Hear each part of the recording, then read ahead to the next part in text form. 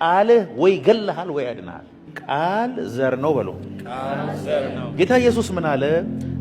ዘርን ሊዘራ ወጣ። ግማሹ ጭንጫ መሬት ላይ ወደቀ፣ ግማሹ እሾህ መሃል ወደቀ፣ ግማሹ ደግሞ መልካም መሬት ላይ ወደቀ። ስለዚህ ቃሉ ዘር ነው አለ። እያንዳንዱ ከአፌ የሚወጣው ቃል አይዘር ፖዚቲቭሊ ኦር ኔጌቲቭሊ ህይወቴን አፌክት እያደረገ። በተፈጥሮ አይታችሁ ከሆነ ስለ ራሳቸውም ሆነ ስለምንም ነገር ከኔጌቲቭ በስተቀር ማውራት የማይችሉ ሰዎች ገጥሟቸዋል። ህይወት እንዴት ነው? ምን ህይወት አለ?